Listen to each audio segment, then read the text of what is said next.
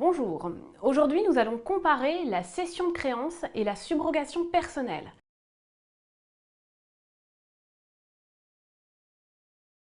Alors attention, là je vais partir des textes tels qu'ils ont été réformés. Donc là j'applique les textes issus de la réforme.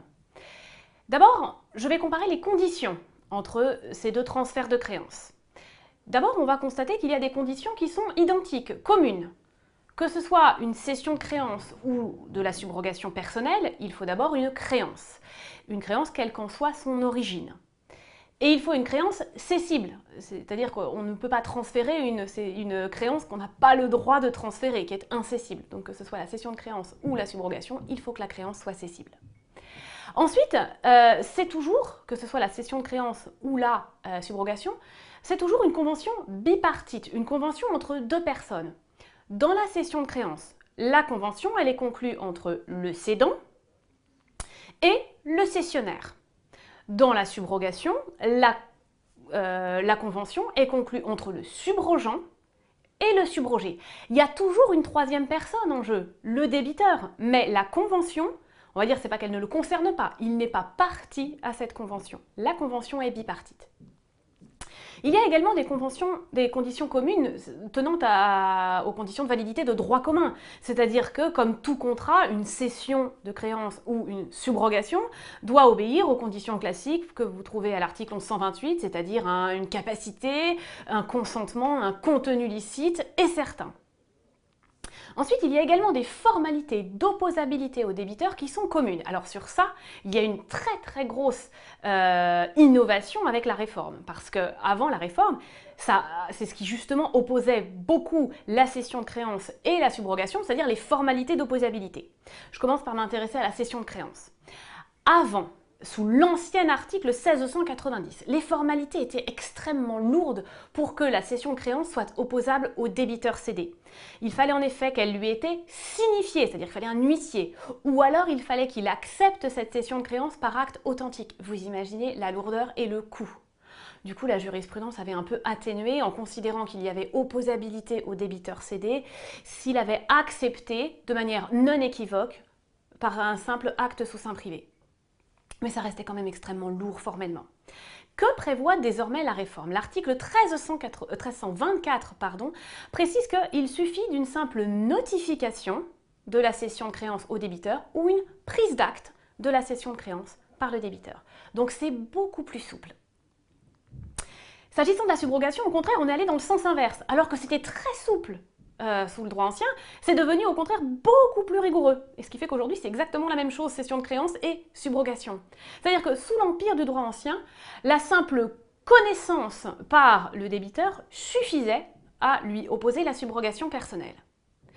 Alors qu'aujourd'hui, l'article 1346-5 exige, pour que la subrogation lui soit opposable, qu'elle lui ait été notifiée ou qu'il ait pris acte de la subrogation. Donc maintenant, nous avons des conditions d'opposabilité au débiteur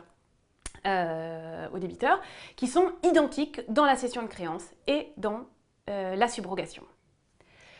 Voyons maintenant des conditions distinctes, différentes. Il y en a évidemment. D'abord, le fondement. La cession de créance, elle est nécessairement conventionnelle. C'est ce que prévoit l'article 1321. C'est un contrat. Alors que la subrogation, elle peut être conventionnelle, bien sûr, c'est l'article 1346-1, mais elle peut être aussi légale, c'est l'article 1346. Il y a des cas de subrogation prévus par la loi. Également, une autre condition très importante, c'est la condition de paiement. Pour qu'il y ait subrogation, il faut nécessairement qu'il y ait eu paiement de la dette entre les mains du créancier. Puisque c'est le fondement même de la subrogation. Vous avez payé le créancier et maintenant vous voulez être subrogé dans ses droits contre le débiteur. C'est l'article 1346 et 1346-1 qui implique un paiement. C'est une condition. Alors qu'il n'y a absolument aucun paiement dans la cession de créance, pas du tout. La cession de créance, c'est comme une sorte de vente. Vous vendez votre créance ou éventuellement vous la donnez si c'est à titre gratuit. Donc c'est pas du tout la même chose. De même, les formalités sont différentes. La cession de créance doit nécessairement être écrite à peine de nullité. C'est ce qui est prévu à l'article 1322 du Code civil. Alors que pour la subrogation, elle doit être expresse, la subrogation, quand elle est conventionnelle. Néanmoins, il n'est pas nécessaire qu'elle soit écrite à peine de nullité. Donc au niveau des formalités, c'est différent. Comparons maintenant les effets. Exactement comme pour les conditions, il y a des effets communs et des effets distincts. D'abord les effets communs. Que ce soit une cession de créance ou de la subrogation, il y a transfert d'une créance. Il y a un effet translatif. C'est-à-dire que la créance est transmise d'une personne à une autre. Dans la cession de créance, elle est transmise du cédant au cessionnaire. Dans la subrogation, elle est cédée par le subrogeant au subrogé.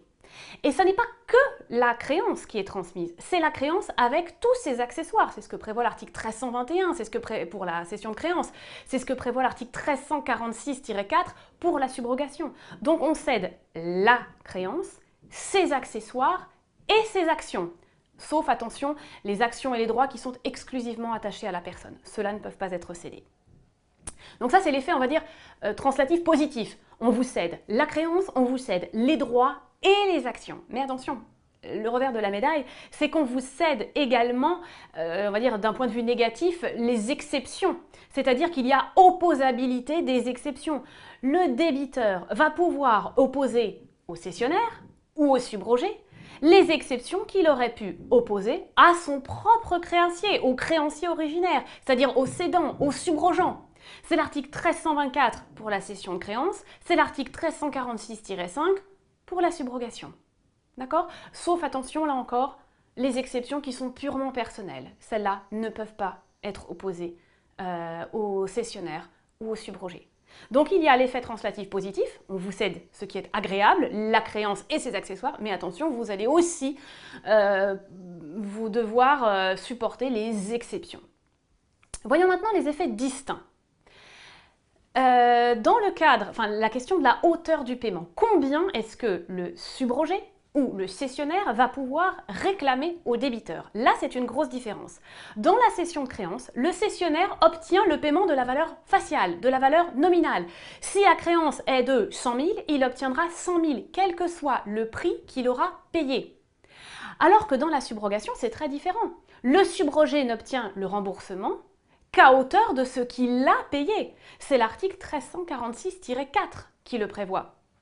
Et attention, s'il n'a pas intégralement payé la dette au créancier, au subrogeant, s'il n'a payé que partiellement, et que donc il reste un solde que le créancier, le subrogeant, va pouvoir directement exiger de son débiteur. Et bien dans ce cas, c'est le subrogeant qui est préféré par rapport au subrogé.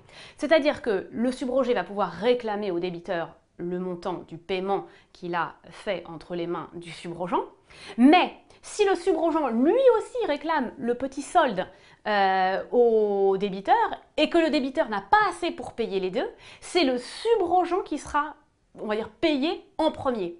Donc le subrogé n'est même pas certain, en cas de paiement partiel, de récupérer l'intégralité de ce qu'il a payé. Alors que je vous l'ai dit, dans la cession de créance, on obtient l'intégralité de la valeur faciale de la créance. Alors pourquoi cette différence? Eh bien tout simplement parce que la cession de créance, elle a un rôle spéculatif. Donc vous pouvez potentiellement acheter la créance moins chère parce que c'est vous qui prenez les risques, c'est vous qui allez agir contre le débiteur et potentiellement c'est vous qui supporterez son insolvabilité. En revanche, si ça marche, eh bien c'est banco, vous aurez effectivement fait une plus-value, vous aurez payé quelque chose moins cher et vous aurez après le paiement d'une créance dans son intégralité.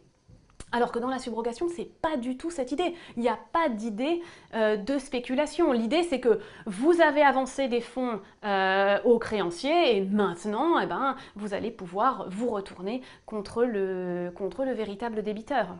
Alors, attention, il ne faut pas non plus considérer que dans la subrogation, il n'y a jamais d'intention spéculative. Prenez par exemple la facturage, évidemment, le facteur va être payé, c'est-à-dire qu'il va avoir une commission.